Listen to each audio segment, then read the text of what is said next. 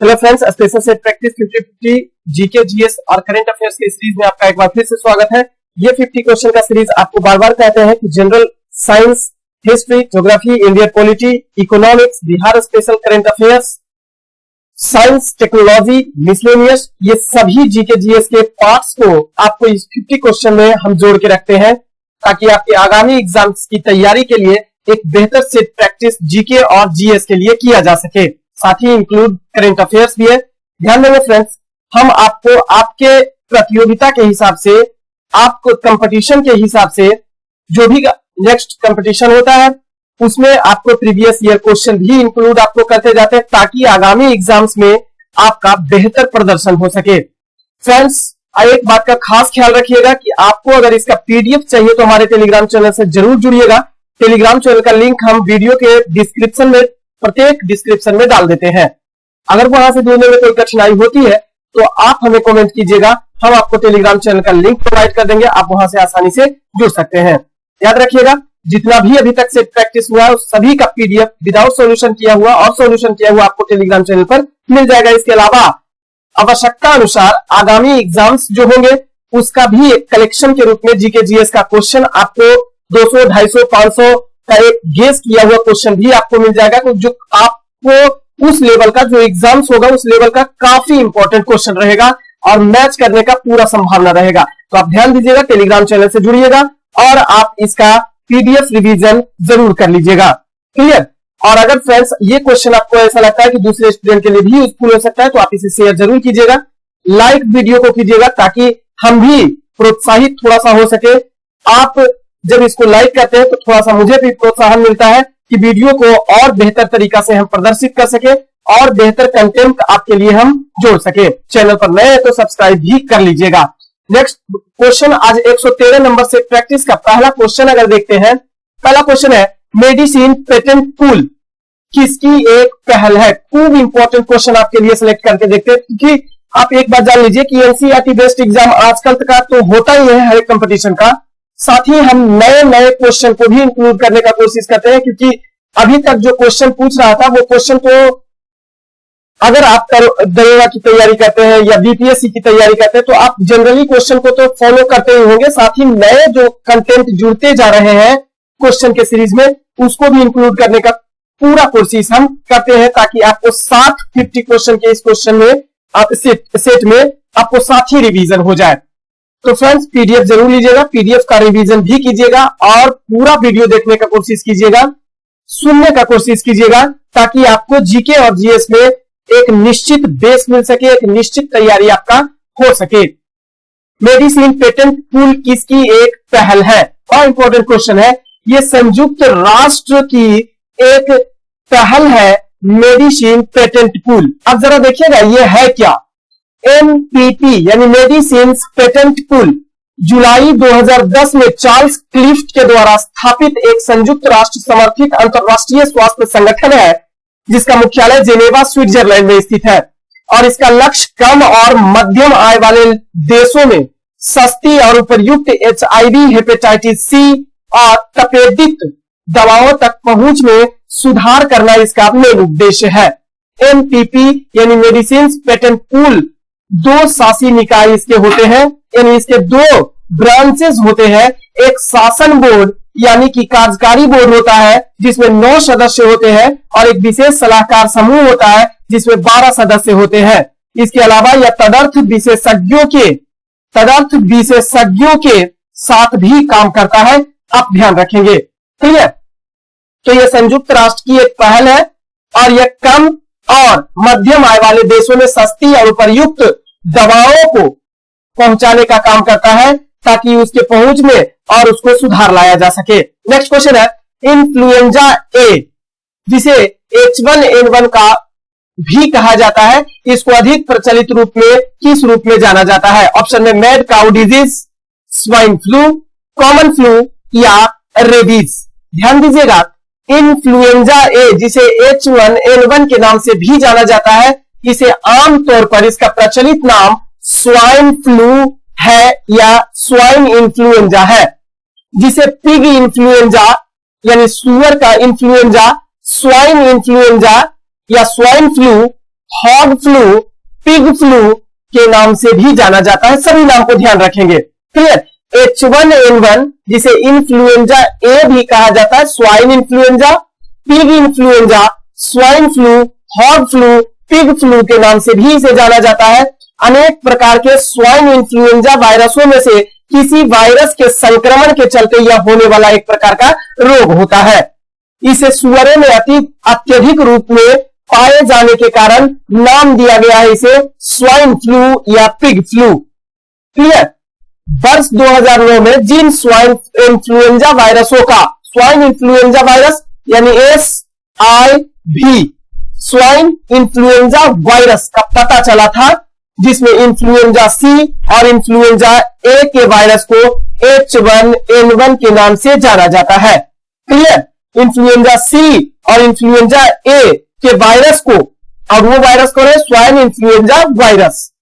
इस वायरस को H1N1 के नाम से भी जाना जाता है। स्वाइन एक श्वसन रोग है जो सुअर में हो जाता है, जो इन्फ्लुएंजा ए वायरस के कारण होता है। इन्हें स्वाइन इन्फ्लुएंजा वायरस यानी SIVS के रूप में भी जाना जाता है। क्लियर। तो आपका सही answer option number B swine influenza हो जाएगा या स्वाइन फ्लू हो जाएगा। नेक्स्ट क्वेश्चन है, थांग ता किस राज्य का मार्शल आर्ट है? थांग ता यह मणिपुर राज्य का पारंपरिक मार्शल आर्ट है, जिसमें थांग शब्द का अर्थ होता है तलवार और ता शब्द का अर्थ होता है भाला।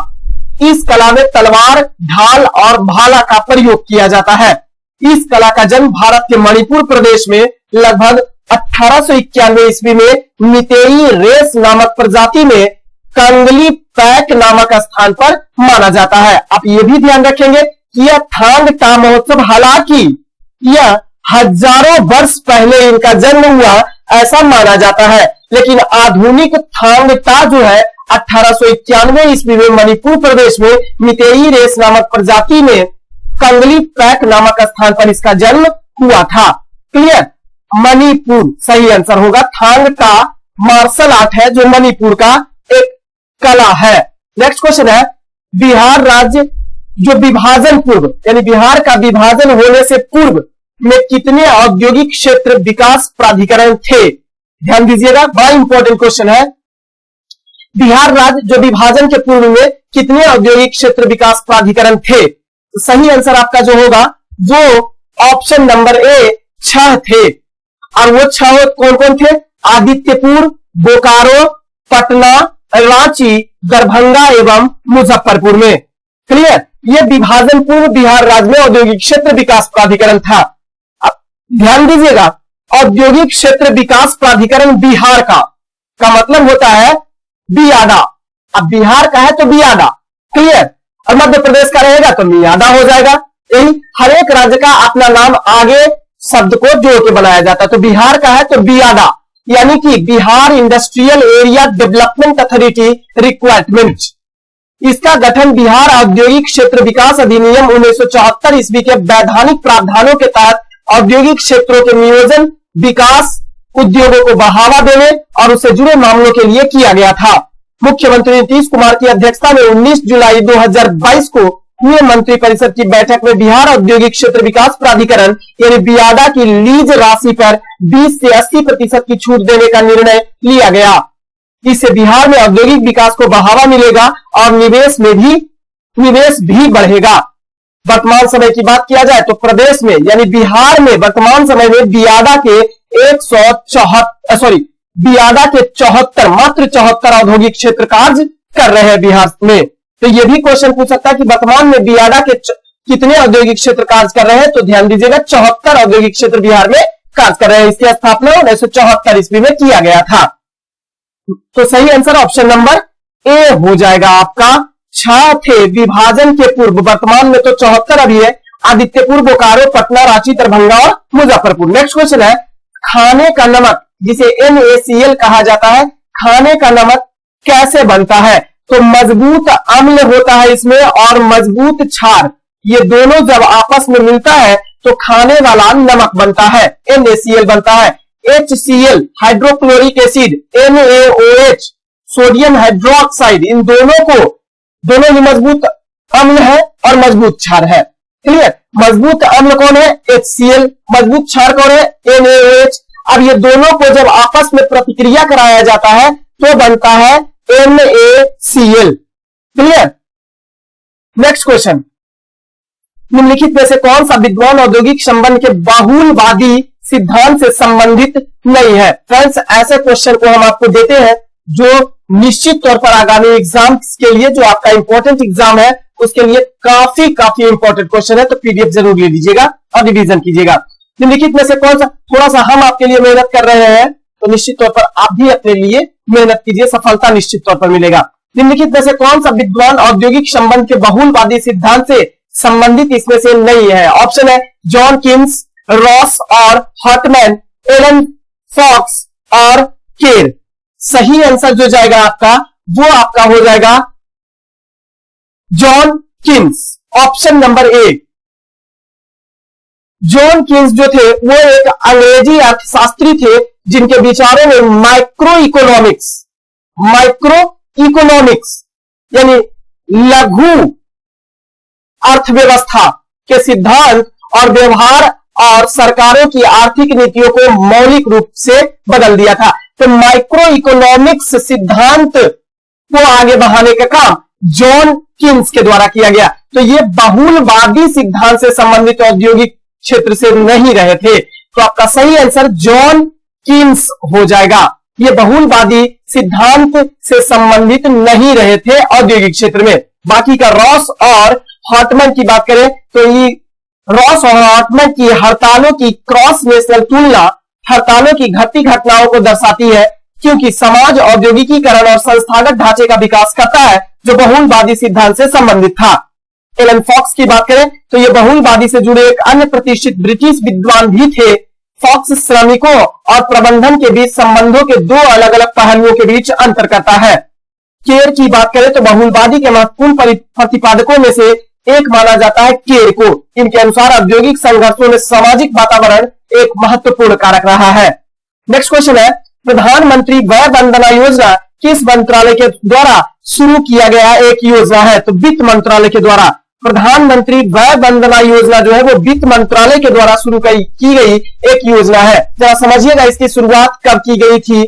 तो प्रधानमंत्री वय वंदना योजना PMVVY, प्रधानमंत्री वय वंदना योजना भारत सरकार के वित्त मंत्रालय के द्वारा विशेष रूप से 60 वर्ष और उससे अधिक आयु के वरिष्ठ नागरिकों के लिए घोषित पेंशन एक योजना है।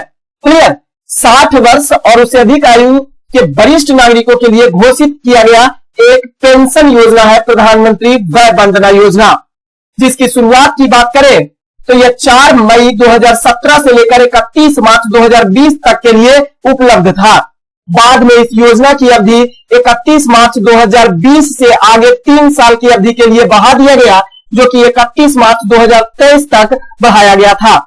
यह योजना शुरू में वर्ष 2020 से 21 के लिए 7.4% की प्रतिवर्ष की एक सुनिश्चित दर प्रदान करती है और इसके बाद हर साल पुनः तैयार की जाती है।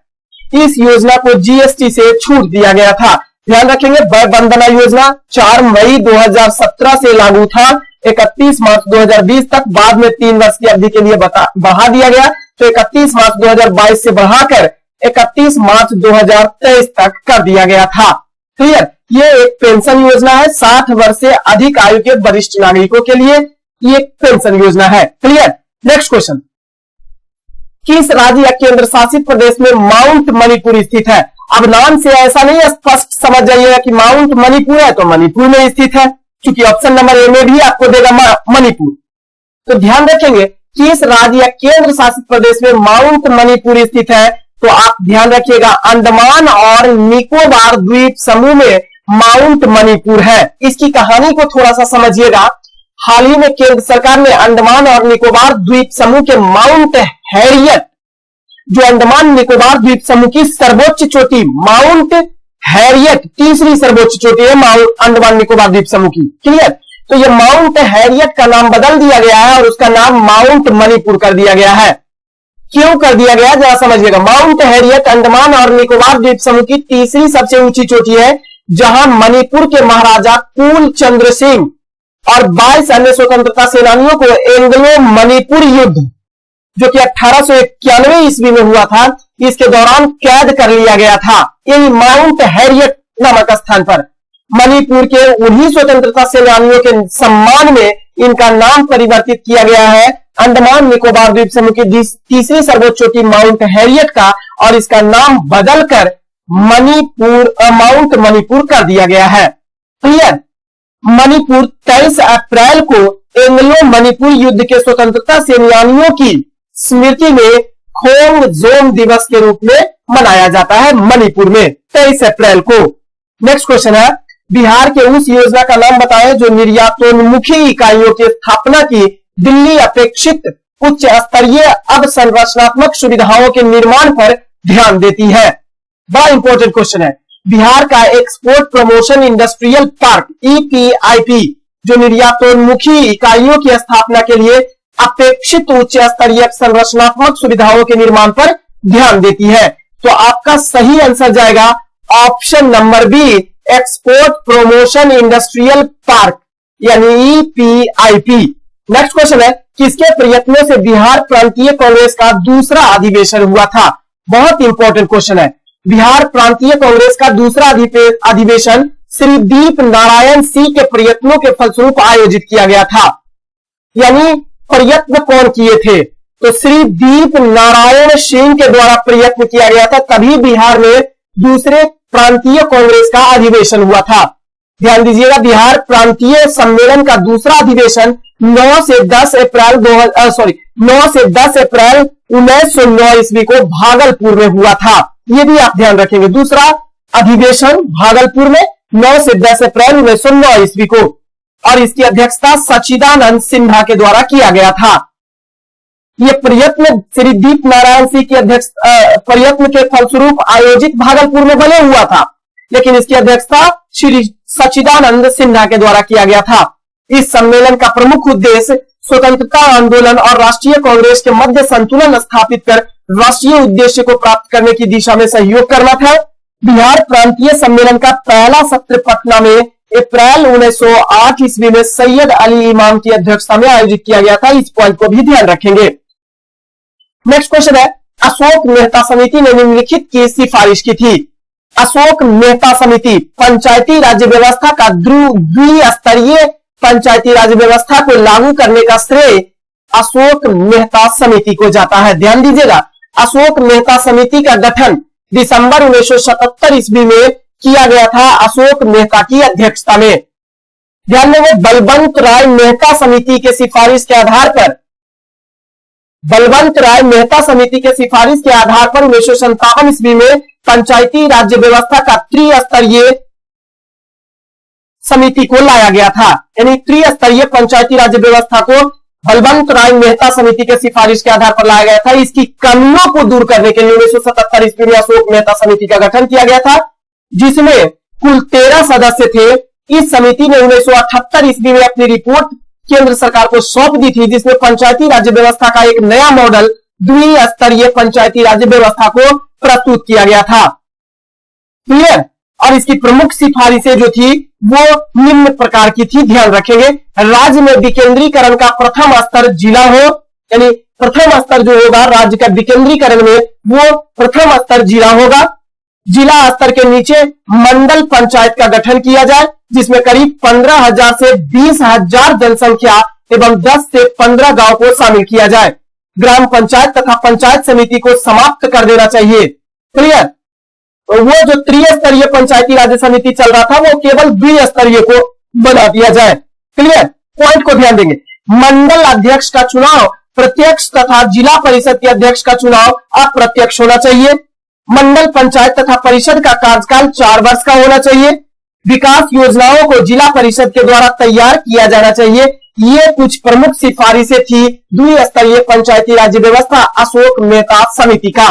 क्लियर। जो 1978 ईस्वी में रिपोर्ट को दिया गया था, जिसमें ये बातें कही गई थी। Clear. Next question, Chandragupta Basadi मंदिर कहां स्थित है?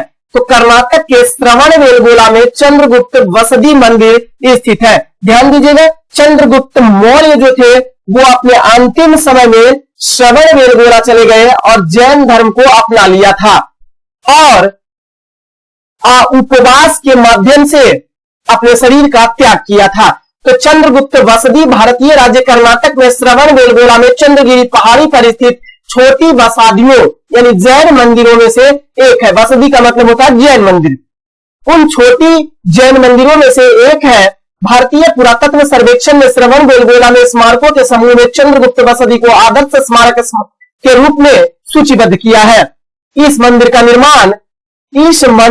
निर्माण जो है वो चंद्रगुप्त मौर्य के पोते सम्राट अशोक के द्वारा करवाया गया था। क्लियर। नेक्स्ट क्वेश्चन, सहज प्रणाली का परिवर्धन निम्नलिखित में से कौन है इसमें?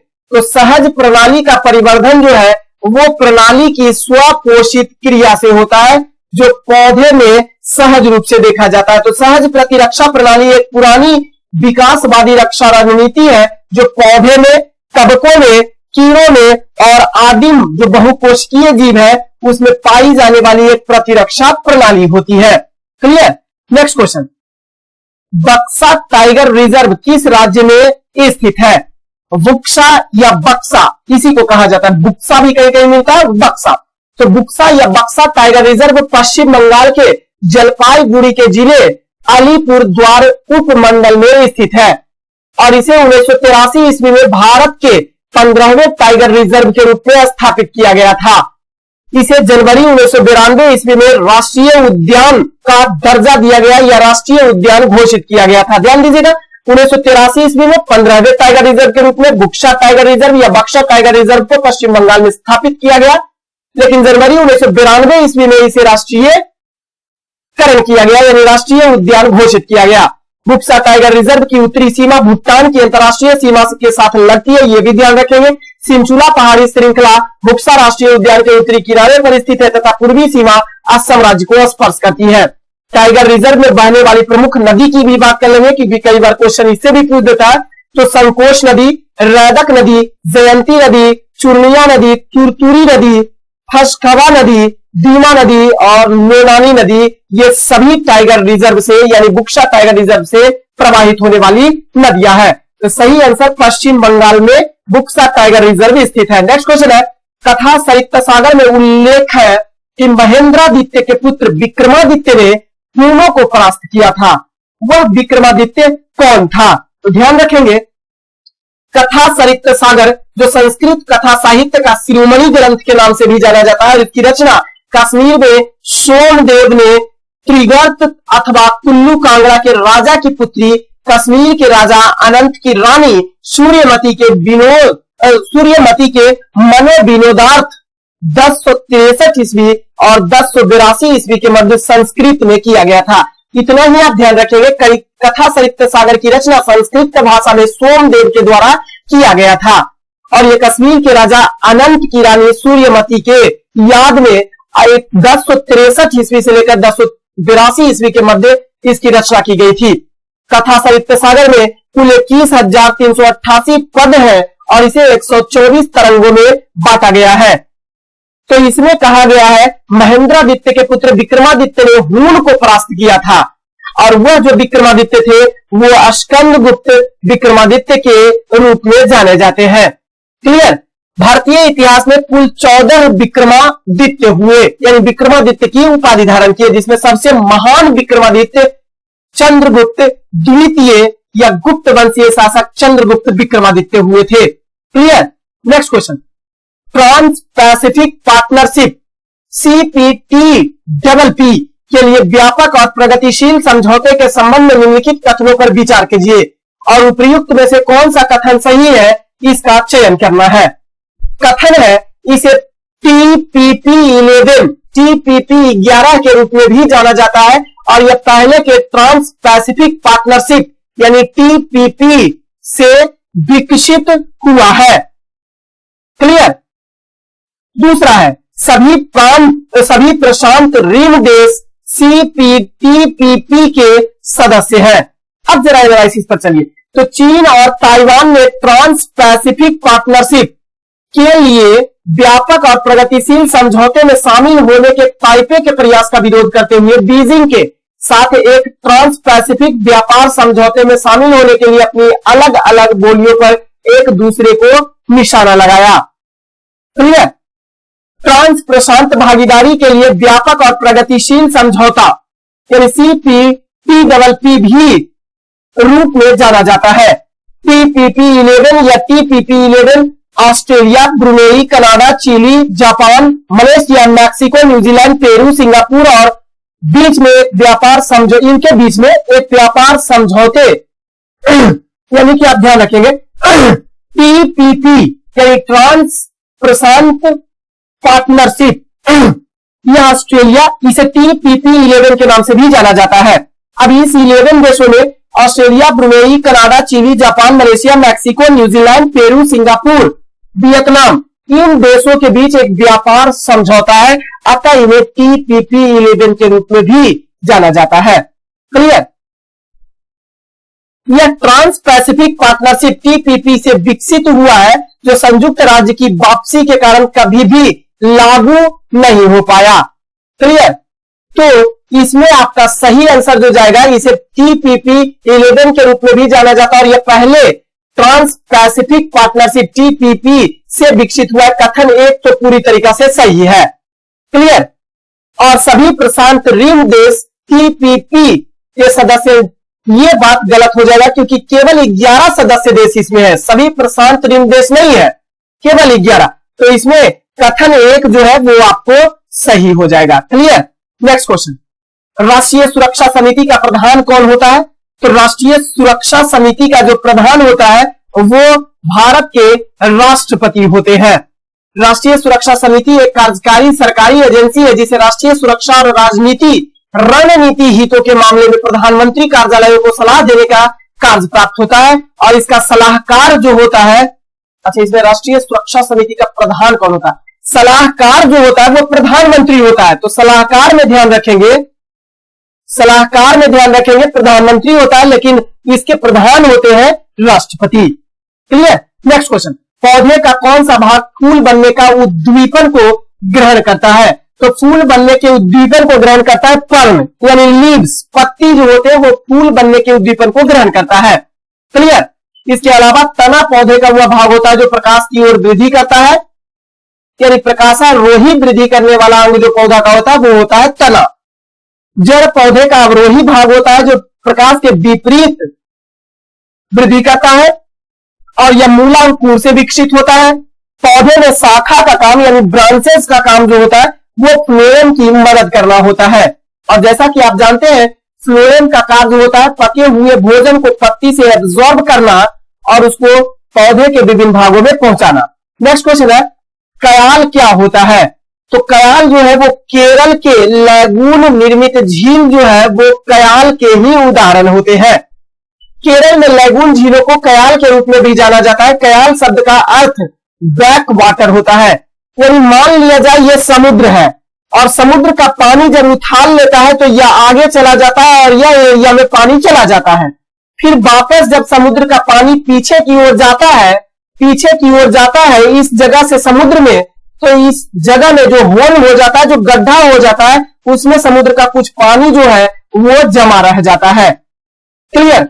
तो इसे ही यह एक गड्ढा जो होता है समुद्र का पानी जिसमें जमा रह जाता है, वापस नहीं समुद्र में जा पाता है, उसे बैक वाटर कहा जाता है तथा यह झील का रूप ले लेता है। इसे ही लैगून निर्मित झील कहा जाता है या इसे ही कयाल कहा जाता है और यह सबसे ज्यादा केरल के प्रदेश में देखने को मिलता है, केरल के समुद्र तट में देखने को मिलता है।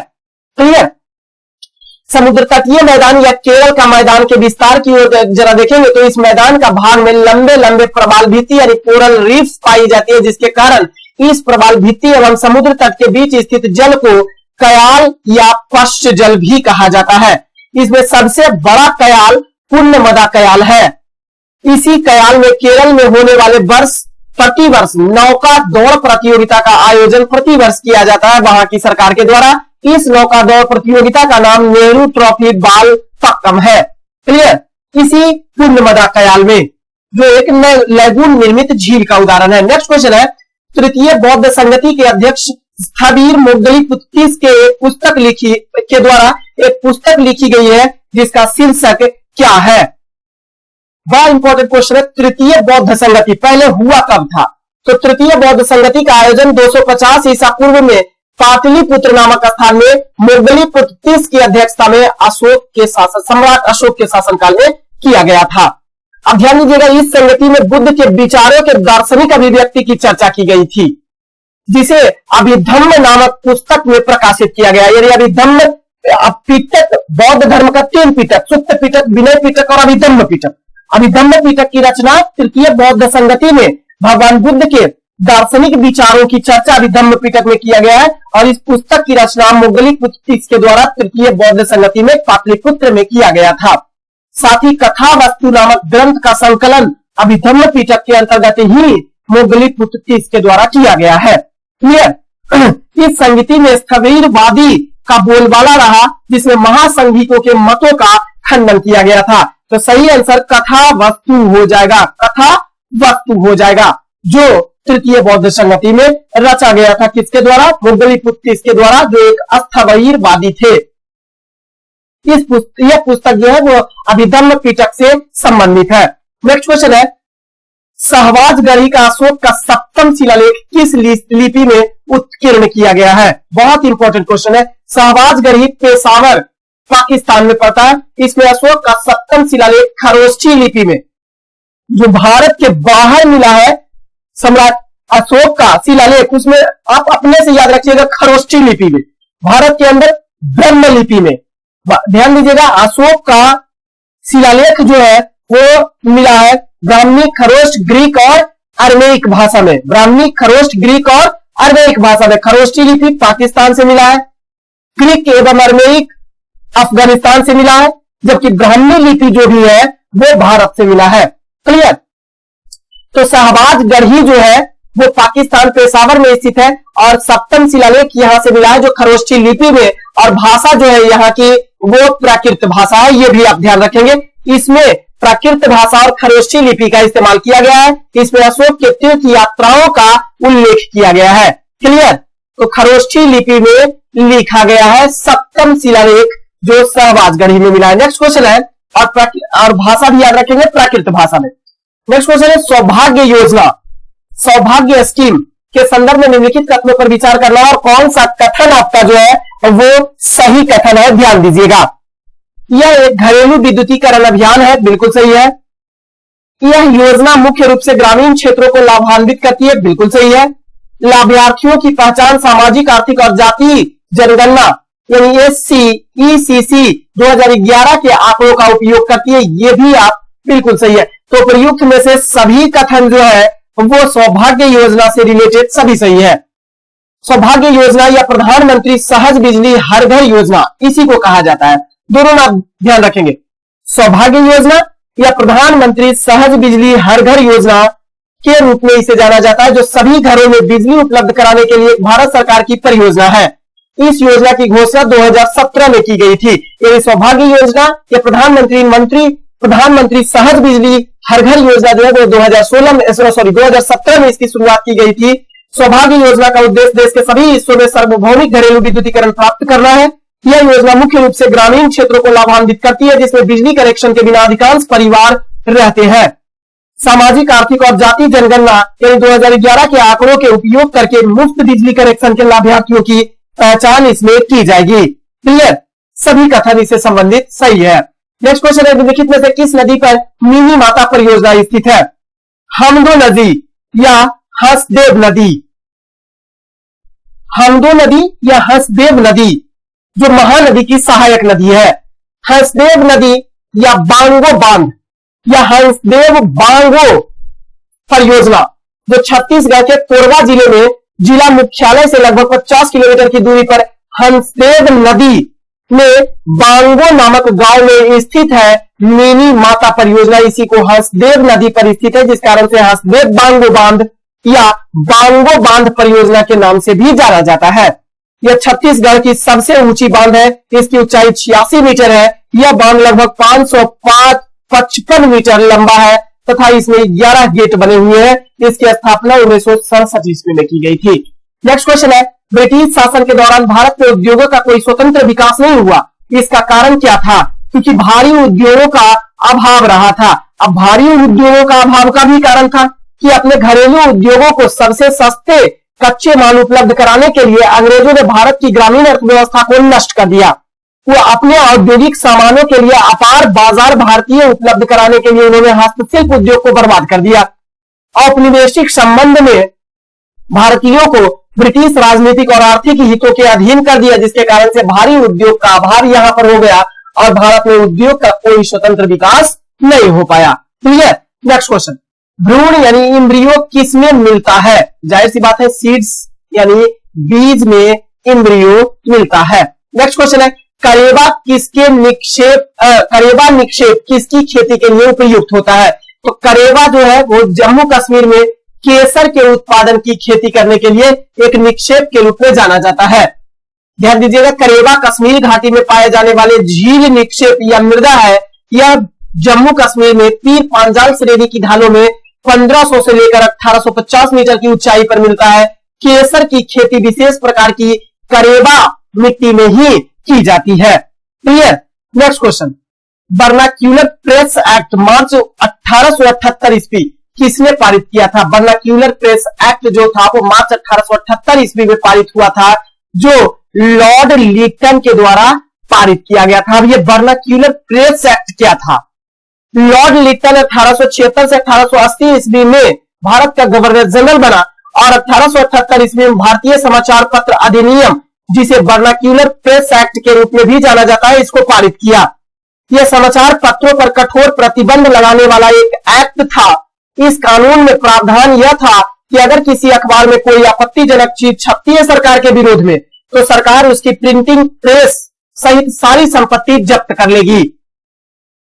पालनियार अखबार जो था वो वर्नाक्यूलर प्रेस एक्ट 1878 ईस्वी का समर्थन किया था। कई बार क्वेश्चन ये भी आपसे पूछता है कि कौन सा अखबार था जो वर्नाक्यूलर प्रेस एक्ट 1878 ईस्वी का समर्थन किया था, या भारतीय समाचार पत्र अधिनियम से संबंधित लॉर्ड लिटन के नियमों से कौन समर्थित कौन सा अखबार था? तो पायनियर अखबार। क्लियर। कई रूपों में क्वेश्चन आ सकता है। वर्नाक्यूलर प्रेस एक्ट को 1882 ईस्वी में लॉर्ड रिपन ने प्रधानमंत्री ग्लैडस्टोन के परामर्श पर सर्वप्रथम समाचार पत्रों की स्वतंत्रता को बहाल किया, यानी कि वर्नाक्यूलर प्रेस एक्ट को 1882 ईस्वी में लॉर्ड रिपन के द्वारा समाप्त कर दिया गया। क्लियर। नेक्स्ट क्वेश्चन, प्राकृतिक कीटनाशक एजाडीरकटिन प्राप्त होता है, किससे प्राप्त होता है? नीम से प्राप्त होता है। नीम के बीज में एजाडीरकटिन जो होता है वो नीम के बीज में होता है। प्राकृतिक कीटनाशक के रूप में प्रयुक्त एजाडीरकटिन जो होता है वो लिमोनवाइड समूह का एक रासायनिक यौगिक है और यह मेटाबोलाइट राजाडीरकटिन नाम के बीज में उपस्थित रहता है, जो कि नीम में पाया जाता है। नीम के बीज में, यहीं पर लिखेंगे, नीम के बीज में पाया जाता है। क्लियर। नीम बीज में उपस्थित रहता है। नेक्स्ट क्वेश्चन है, कौन सा दिन डायबिटीज दिवस के रूप में मनाया जाता है? ध्यान देंगे, डायबिटीज दिवस जो है वो 14 नवंबर को प्रत्येक वर्ष मनाया जाता है। अब क्यों मनाया जाता है? तो बेंटिंग एवं बेस्ट ने इंसुलिन की खोज की थी। इंसुलिन का काम क्या होता है? डायबिटीज को समाप्त करना। इंसुलिन हमारे शरीर के अग्नाशय के वित्ता सेल से स्रावित होने वाला एक प्रकार का हार्मोन्स होता है जो डायबिटीज को कंट्रोल करता है, और इसकी खोज बेंटिंग एवं बेस्ट के द्वारा 1921 ईस्वी में किया गया था। इतिहास की इस महान खोज को अक्षुण्ण बनाए रखने के लिए, यानी याद को रखने के लिए, याद करने के लिए इंटरनेशनल डायबिटीज फेडरेशन IDF द्वारा 14 नवंबर को विश्व डायबिटीज दिवस हर साल मनाया जाता है। यह दिन डायबिटीज की खतरनाक दस्तक से लोगों को रूबरू कराती है और इसके बारे में बताती है। विश्व मधुमेह दिवस 2021 से 23 अभियान एक्सेस टू डायबिटीज केयर के संयुक्त विषय के तहत वर्ष 2022 विश्व मधुमेह दिवस की थीम जो रही वो कल की रक्षा के लिए शिक्षा है। यानी 2022 14 नवंबर में जो विश्व मधुमेह दिवस मनाया गया, वर्ल्ड डायबिटीज डे मनाया गया, उसका थीम कल की रक्षा के लिए शिक्षा है। नेक्स्ट क्वेश्चन है, 2G स्पेक्ट्रम में अक्षर G किस शब्द के लिए प्रयुक्त होता है? तो G जो होता है वो generation, first generation, second generation, third generation, fourth generation, अब तो भारत में 5G जनरेशन भी आ चुका है। क्लियर। नेक्स्ट क्वेश्चन, किस अनुच्छेद के अनुसार भारत के राष्ट्रपति द्वारा राष्ट्रीय आपातकाल की घोषणा की जाती है? बहुत इंपॉर्टेंट क्वेश्चन है। आपातकाल की चर्चा भारतीय संविधान का अनुच्छेद 3 गो है, 352, 356 और 360, तीनों 4 के अंतर पर 352, 356, 360 अनुच्छेद। 3 प्रकार के आपातकाल की चर्चा किया गया, राष्ट्रीय आपातकाल, राजकीय आपातकाल और वित्तीय आपातकाल। इसमें राष्ट्रीय आपातकाल जो है अनुच्छेद 352 के तहत राष्ट्रपति की युद्ध घोषणा के तहत लागू किया जाता है। यह जो अनुच्छेद 352 है, इसमें कहा गया है कि युद्ध, वायु आक्रमण या सशस्त्र विद्रोह के कारण संपूर्ण भारत या इसके किसी एक हिस्से की सुरक्षा खतरे में हो जाए तो राष्ट्रपति राष्ट्रीय आपातकाल की घोषणा कर सकता है। अनुच्छेद 352 के आधार पर राष्ट्रपति तब तक राष्ट्रीय आपातकाल युद्ध घोषणा नहीं कर सकता है जब तक कि संघ का मंत्रिमंडल, अब इसी में एक शब्द ध्यान दीजिएगा, मंत्रिमंडल के लिखित सिफारिश के आधार पर ही अनुच्छेद 352 राष्ट्रपति के द्वारा लगाया जाता है। और मंत्रिमंडल की चर्चा मात्र एक अनुच्छेद 352 में एक ही जगह मंत्रिमंडल की चर्चा मिलती है और पूरे संविधान में कहीं भी मंत्रिमंडल की चर्चा नहीं किया गया है। अनुच्छेद 352 तभी लागू होगा जब मंत्रिमंडल की लिखित सिफारिश के आधार पर इसे लागू करने के लिए राष्ट्रपति को युद्ध घोषित किया जाएगा। क्लियर? यह प्रावधान 44वें संवैधानिक संशोधन अधिनियम 1978 ईस्वी के तहत जोड़ा गया है। क्लियर? यह ऐसी युद्ध घोषणा का संकल्प संसद के प्रत्येक सदन में, अब ऐसा क्यों 1978 ईस्वी में क्यों जोड़ा गया? क्योंकि 1977 ईस्वी, क्योंकि ध्यान देंगे कांग्रेस इंदिरा गांधी की सरकार ने आंतरिक अशांति का हवाला देते हुए भारत में राष्ट्रीय आपातकाल लगा दिया था, क्लियर, लगवा दिया था। प्रधानमंत्री इंदिरा गांधी ने राष्ट्रपति से कहकर राष्ट्रीय आपातकाल लगवा दिया था। इसके बाद भी 44वां संवैधानिक संशोधन में यह प्रावधान किया गया 1978 ईस्वी में कि 352 तभी लगाया जाएगा जब मंत्रिमंडल का लिखित सिफारिश पर होगा, लिखित सिफारिश से पारित किया जाएगा, तभी राष्ट्रपति अनुच्छेद 352 लगा सकते हैं। क्लियर है? ऐसी युद्ध घोषणा का संकल्प संसद के प्रत्येक सदन की कुल सदस्य संख्या के बहुमत तथा उपस्थित व मतदान करने वाले सदस्यों को 2/3 बहुमत के द्वारा जब पारित कर दिया जाएगा तभी इसे लागू किया जाएगा। क्लियर? यानी इसके अनुमोदन के लिए 2/3 बहुमत का होना जरूरी होगा। राष्ट्रीय आपात युद्ध घोषणा को संसद के प्रत्येक सदन के समक्ष रखा जाता है तथा 1 महीने के अंदर अनुमोदन न मिलने पर यह प्रवर्तन में नहीं रहती है। यानी अगर 1 महीना के अंदर राष्ट्रीय आपातकाल को 2/3 बहुमत अगर न मिल पाया तो ऐसे स्थिति में इसे रद्द माना जाएगा।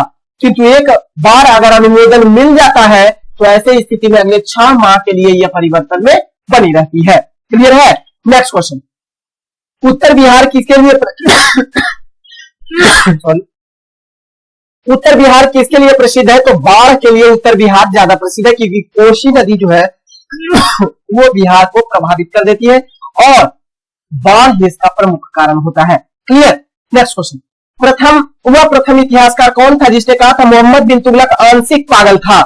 जियाउद्दीन वर्नी ने कहा था मोहम्मद बिन तुगलक जो है वो आंशिक पागल है। जरा समझिएगा मोहम्मद बिन तुगलक के बारे में। तो मोहम्मद बिन तुगलक तुगलक वंश का शासक, सल्तनत काल के तुगलक वंश का शासक था। मोहम्मद बिन तुगलक को अपने सनक भरी योजनाओं, क्रूर कृत्यों एवं दूसरे के सुख दुख के प्रति उपेक्षा भाव रखने के कारण स्वप्नशील कहा गया। पागल एवं रक्त पिपासु की संज्ञा भी दिया गया तथा जियाउद्दीन वर्नी ने इसे सन की सुल्तान की संज्ञा दी। साथ ही सुल्तान क्रूर था तथा उसके दरवाजे से रक्त का दरिया बहता हुआ देखा जा सकता है। यह शब्द भी जियाउद्दीन वर्नी ने मोहम्मद बिन तुगलक के बारे में कहे थे।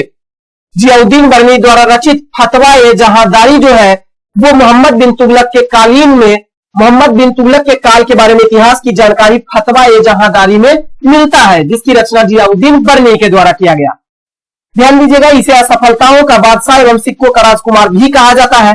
इब्न बतूता के अनुसार मोहम्मद बिन तुगलक के बारे में इब्न बतूता ने कहा है सुल्तान उपहार देने एवं रक्त बहाने में बहुत आगे था।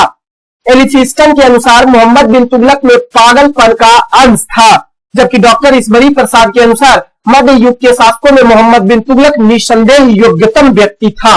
क्लियर? नेक्स्ट क्वेश्चन, शक्ति स्थल किससे संबंधित है? शक्ति स्थल इंदिरा गांधी से संबंधित है। अब ध्यान रखेंगे, याद रखने के लिए इंदिरा गांधी महिला थी और महिला सशक्तिकरण, शक्ति जानते हैं, शक्ति माता दुर्गा का रूप होता है। तो इंदिरा गांधी से संबंधित है शक्ति स्थल। अब कुछ व्यक्तियों का समाधि स्थल और उससे संबंधित व्यक्ति का ध्यान रखेंगे तो शक्ति स्थल इंदिरा गांधी, शांति वन जवाहरलाल नेहरू, राजघाट महात्मा गांधी से रिलेटेड, विजय घाट लाल बहादुर शास्त्री से related, Abhay Ghat Morarji Desai, Chaitra Bhoomi B R Ambedkar, Samta Sthal Babu Jagjivan Ram, Mahaprayan Ghat doctor Rajendra Prasad, Veer Bhoomi Rajiv Gandhi और किसान घाट चौधरी चरण सिंह। नेक्स्ट क्वेश्चन है, जीव की उत्पत्ति जीव से होती है, इस कथन का प्रतिपादन जो है ओपेरिन के द्वारा किया गया था। जीव की उत्पत्ति जीव की उत्तरजीविता के सिद्धांत के तहत जीव की उत्पत्ति जीव से होती है, इस कथन का सत्यापन ओपेरिन के द्वारा किया गया था। इन्होंने एक प्राथमिक सूप में कार्बनिक आधारित अणुओं से पृथ्वी पर जीवन की उत्पत्ति के सिद्धांत को प्रस्तुत किया था। जीवन की उत्पत्ति के संबंध में इन्होंने द ओरिजिन ऑफ लाइफ नामक पुस्तक की भी रचना की थी। इसी पुस्तक में इन्होंने जीव की उत्पत्ति जीव से होती है इसका प्रतिपादन किया। अलेक्जेंडर ओपेरिन एक रूसी जैव विज्ञानी थे, ध्यान रखेंगे। नेक्स्ट क्वेश्चन है, भारत का प्रथम अंदाज पत्रक किसके द्वारा दिया गया? अब ध्यान देंगे, अंदाज पत्रक क्या है? तो बजट। अंदाज पत्रक का मतलब बजट। तो भारत का प्रथम अंदाज पत्रक किसके द्वारा दिया गया? तो ध्यान रखिएगा, प्रथम अंदाज पत्रक यानी बजट जो है वो T Krishnamachari, option number B. Clear? T Krishnamachari अंदाज पत्रक यानी बजट। आप ध्यान दीजिएगा डिटेल थोड़ा सा। 7 अप्रैल 1860 ईस्वी को देश का पहला अंदाज पत्रक यानी बजट ब्रिटिश सरकार के वित्त मंत्री जेम्स विल्सन के द्वारा प्रस्तुत किया गया था। यानी भारत में पहला अंदाज पत्रक कहेंगे या स्वतंत्रता से पूर्व बजट को प्रस्तुत किसने किया? जेम्स विल्सन ने 7 अप्रैल 1860 ईस्वी को। स्वतंत्रता के बाद देश का पहला बजट पहले वित्त मंत्री आर के शनमुखम शेट्टी ने 26 नवंबर 1947 ईस्वी को पेश किया, जिसमें 15 अगस्त 1947 से लेकर 31 मार्च 1948 के दौरान 7.5 महीने को शामिल किया गया एक बजट था। आर के शनमुखम शेट्टी ने 1948 से 1949 के बजट में पहली बार अंतरिम शब्द का प्रयोग किया। तब से लघु अवधि के लिए बजट के लिए इस शब्द का इस्तेमाल किया जाता है। भारतीय गणतंत्र की स्थापना के बाद पहला बजट 28 फरवरी 1950 ईस्वी को जॉन मथाई ने प्रस्तुत किया था। इस बजट में योजना आयोग की स्थापना की गई थी। सीडी देशमुख वित्त मंत्री होने के साथ रिजर्व बैंक के पहले भारतीय गवर्नर भी थे, जिन्होंने 1951 से 52 में अंतरिम बजट पेश किया था। आपका ये क्वेश्चन आपसे क्लियर? आपका सही आंसर टी कृष्णमाचारी पहला अंदाज पत्रक प्रस्तुत किया था। पहला अंदाज पत्रक यानी कि अंदाज के आधार पर बजट को प्रस्तुत किया था टी कृष्णमाचारी। क्लियर? तो ये कथन तो आपका बिल्कुल सही है। क्वेश्चन का आंसर ये आपका आएगा। लेकिन क्वेश्चन है कि आजादी के बाद आर के शनमुखम शेट्टी, वही क्वेश्चन अगर आपसे पूछेगा कि रिजर्व बैंक का गवर्नर भी कौन थे जो वित्त मंत्री होने के बाद बजट को प्रस्तुत किया, तो सीडी देशमुख थे। और 1951 से 52 में अंतरिम बजट को इन्होंने पेश किया था। यानी आम चुनाव के उपरांत सीडी देशमुख ने बजट को प्रस्तुत किया। जवाहरलाल नेहरू भारत के पहले प्रधानमंत्री थे जिन्होंने 1958 से 59 में बजट प्रस्तुत किया था। क्लियर? प्रधानमंत्री होते हुए बजट प्रस्तुत किया। नेक्स्ट क्वेश्चन है, प्रकाश संश्लेषण फोटोसिंथेसिस किसमें होता है? तो क्लोरोप्लास्ट में। क्लोरोफिल के क्लोरोप्लास्ट में यानी हरित लवक में प्रकाश संश्लेषण की क्रिया जो होती है वो होती है। जल, प्रकाश, पर्णहरित तथा कार्बन डाइऑक्साइड की उपस्थिति में कार्बोहाइड्रेट निर्माण की प्रक्रिया को प्रकाश संश्लेषण की प्रक्रिया कहा जाता है। प्रकाश संश्लेषण की दर लाल रंग के प्रकाश में सबसे अधिक और बैंगनी रंग के प्रकाश में सबसे कम होता है। नेक्स्ट क्वेश्चन है, विदेशी व्यापार महानिदेशालय यानी directorate general of foreign trade DGFT किस मंत्रालय के अधीन काम करता है या किस मंत्रालय के अधीन आता है? तो वित्त मंत्रालय के अधीन आता है विदेश व्यापार महानिदेशालय। विदेशी व्यापार महानिदेशालय वाणिज्य एवं उद्योग मंत्रालय का वाणिज्य और उद्योग मंत्रालय, ऑप्शन नंबर 1, वाणिज्य एवं उद्योग मंत्रालय का एक कार्यालय समूह है तथा विदेश व्यापार महानिदेशालय इसके अध्यक्ष है। इसकी स्थापना 1991 ईस्वी में की गई थी तथा इसका मुख्यालय नई दिल्ली में स्थित है। नेक्स्ट क्वेश्चन है, आलू क्या है? तो आलू एक रूपांतरित तना का उदाहरण है। आलू भूमिगत तना का रूपांतरित रूप है जो कंद यानी ट्यूबर का उदाहरण होता है और इसमें कार्बोहाइड्रेट प्रचुर मात्रा में पाया जाता है। आलू के भंडारण में अगर ऑक्सीजन की कमी हो जाए, जिससे ब्लैक हार्ट रोग हो जाता है आलू में। नेक्स्ट क्वेश्चन है, रावत भाठा ऊर्जा प्लांट कहां स्थित है? रावत भाठा ऊर्जा प्लांट किससे संबंधित है? तो यह एक अणु ऊर्जा प्लांट है जो राजस्थान में 1965 ईस्वी में कनाडा के सहयोग से स्थापित की गई थी। यह भारत का दूसरा परमाणु विद्युत गृह है। बाद में यह परियोजना 1972 ईस्वी में स्वदेशी तकनीक से पूरी की गई थी। वर्तमान समय में भारत का सबसे बड़ा न्यूक्लियर पार्क जो है वो रावत भाठा ऊर्जा प्लांट है। क्लियर। नेक्स्ट क्वेश्चन, 1855 ईस्वी में संथाल विद्रोह का नेतृत्व किसके द्वारा किया गया था? सिद्धू एवं कान्हू के द्वारा 1855 ईस्वी में हुए संथाल विद्रोह का नेतृत्व किया गया था। ध्यान दीजिएगा, इसे संथाल हुल के रूप में भी जाना जाता है। संथाल जनजाति के द्वारा ब्रिटिश ईस्ट इंडिया कंपनी जमींदार और सामंतवादियों के क्रूर नीतियों के खिलाफ पूर्वी भारत में वर्तमान झारखंड और पश्चिम बंगाल का एक विद्रोह हुआ था, जो उस समय बिहार था। तो बिहार एवं बंगाल में विद्रोह हुआ था जिसे संथाल जनजाति के द्वारा किया गया था, अतः इसे संथाल विद्रोह या संथाल हुल विद्रोह के नाम से भी जाना जाता है। 1855 ईस्वी में यह शुरू हुआ था और 1856 ईस्वी तक चला था। यह विद्रोह, इस विद्रोह का नेतृत्व 4 मुर्मू भाइयों ने, सिंधु एवं कान्हू, चांद और भैरव तथा जो 2 जुड़वा मुर्मू बहने फूलों और झानों के द्वारा किया गया था। तो महिला में पूछेगा इसका नेतृत्व किसने? तो 2 जुड़वा मुर्मू बहने फूलों और झानों ने किया था। नेक्स्ट क्वेश्चन है, काहिरा प्रोग्राम ऑफ एक्शन किससे संबंधित है? काहिरा प्रोग्राम ऑफ एक्शन जो है वो जनसंख्या संबंधी मुद्दों से संबंधित एक अंतरराष्ट्रीय समझौता है। संयुक्त राष्ट्र ने 5 से 13 सितंबर 1994 को काहिरा यानी मिस्र में जनसंख्या और विकास पर एक अंतरराष्ट्रीय सम्मेलन ICPD का समन्वयन किया था। इसके परिणाम स्वरूप कार्यवाही का कार्यक्रम संयुक्त राष्ट्र जनसंख्या कोष UNFPA के लिए संचालित दस्तावेज है। विभिन्न सरकारों, संयुक्त राष्ट्र एजेंसियों, गैर सरकारी संगठनों और मीडिया के करीब 20,000 प्रतिनिधियों ने अप्रवास शिशु मृत्यु दर, जन्म नियंत्रण, परिवार नियोजन, महिलाओं की शिक्षा और सुरक्षित गर्भपात से महिलाओं की सुरक्षा सहित जनसंख्या के विभिन्न मुद्दों पर चर्चा के लिए एक अंतरराष्ट्रीय समझौता था, काहिरा प्रोग्राम ऑफ एक्शन, जो कि 1994 ईस्वी में अंतरराष्ट्रीय सम्मेलन किया गया था काहिरा मिस्र में 5 से 13 सितंबर को। नेक्स्ट क्वेश्चन है, कथा प्रसंगम किस राज्य की एक प्रदर्शनी कला है? तो कथा प्रसंगम जो है वो केरल राज्य की एक कला प्रदर्शनी है। यह कहानी प्रस्तुत करने के लिए बोलने, अभिनय और गायन को जोड़ती है। यानी जो यह एक कथा प्रसंगम जो है एक प्रदर्शनी कला है जिसमें बोलने, अभिनय और गायन एक साथ सबको जोड़कर रखती है। ये कला प्रदर्शन और एक साथ किया जाता है, बोला भी जाता है, अभिनय भी किया जाता है और गायन भी किया जाता है। मुख्य कलाकार काभिकन 2 या 3 वादकों के साथ कहानी सुनाता है, अभिनय भी करता है और गाता भी है संगीत को। इसका विषय वस्तु मुख्यतः शास्त्रीय और लोकप्रिय साहित्य से है। इसकी उत्पत्ति पहले के एक कला रूप हरि कथा कल्पशप्तम से इसका जन्म हुआ था। नेक्स्ट क्वेश्चन है, किस राज्य सरकार ने लाडली बहना योजना शुरू किया है? लाडली बहना योजना यह मध्य प्रदेश सरकार के द्वारा शुरू किया गया एक योजना है जिसमें राज्य सरकार ने राज्य में 1.25 यानी 1.25 करोड़ महिलाओं के खाते में प्रत्येक को 1,000 रुपया हस्तांतरित किए, क्योंकि इसमें लाडली बहना योजना शुरू किया है। क्लियर, 1,000 रुपये हस्तांतरित किया गया है। इस योजना के तहत 23 से 60 वर्ष की आयु की महिलाएं कुछ राइडर्स के साथ प्रति माह 1,000 रुपये प्राप्त करने की पात्र होगी, जिसमें से यह भी शामिल है कि वे आयकर दाता नहीं होगी, यानी इनकम टैक्स इसे नहीं दिया जाएगा और इनके परिवार की वार्षिक आय 2.5 लाख रुपए से कम है। वैसे महिला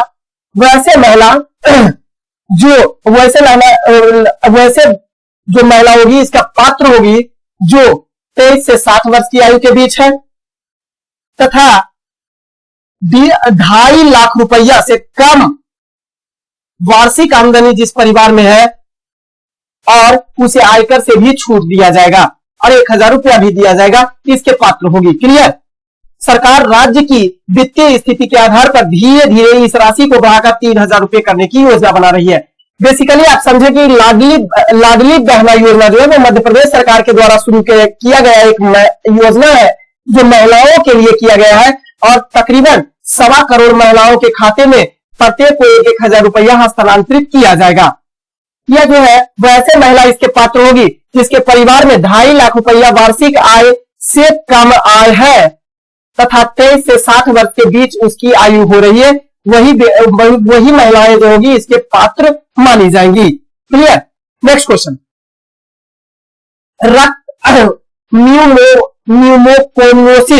न्यूमोकोनियोसिस जो है वो क्या होता है? न्यूमोकोनियोसिस यह एक ब्लैक लंग डिजीज है। यह एक ब्लैक लंग डिजीज है। कहने का मतलब यह फेफड़ों से संबंधित रोगों के समूह में से एक है जो कुछ प्रकार के धूल कणों में सांस लेने के कारण हो जाता है और ये फेफड़े को नुकसान पहुंचाती है और फेफड़े में ब्लैक जो कार्बन होते हैं वो जम जाते हैं जिसे ब्लैक लंग डिजीज कहा जाता है। यह न्यूमोकोनियोसिस का रूप है। नेक्स्ट क्वेश्चन है, महाराष्ट्र में निम्नलिखित में से किस खाड़ी में भारत की पहली ट्विन ट्रैक अंडरसी रेल सुरंग का निर्माण किया जा रहा है? वो ठाणे क्रीक में किया जा रहा है। Option number C. अंतर ज्वारीय क्षेत्र में स्थित ठाणे क्रीक पर लगभग 7 किलोमीटर की अंडरसी सुरंग भारत में पहली अंडरसी रेल सुरंग होगी। यह देश की हाई स्पीड रेल कॉरिडोर की 21 किलोमीटर लंबी सुरंग का हिस्सा है जो बांद्रा कुर्ला कॉम्प्लेक्स में भूमिगत स्टेशन को महाराष्ट्र में सिलाफट से जोड़ेगी।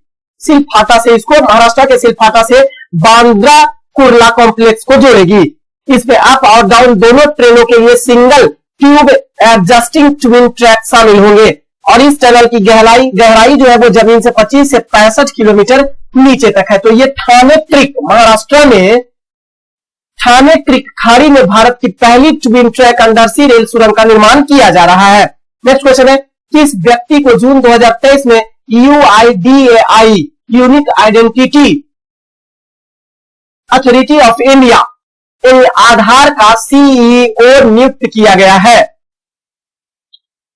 वरिष्ठ IAS अधिकारी अमित अग्रवाल और सुबोध कुमार सिंह को भारतीय विशिष्ट पहचान प्राधिकरण का CEO और राष्ट्रीय प्रशिक्षण एजेंसी का महानिदेशक नियुक्त किया गया है। ध्यान दीजिएगा, नियुक्त किया गया है CEO किसको? तो अमित अग्रवाल को। ऑप्शन नंबर ए CEO नियुक्त किया गया। Chief executive officer Amit Agarwal को नियुक्त किया गया भारतीय विशिष्ट पहचान प्राधिकरण का, जबकि महानिदेशक जो नियुक्त किया गया है वो सुबोध कुमार सिंह को नियुक्त किया गया है। पर्यावरण वन और जलवायु परिवर्तन मंत्रालय में अतिरिक्त सचिव ऋचा शर्मा को खाद्य और सार्वजनिक वितरण विभाग में स्थानांतरित किया गया है।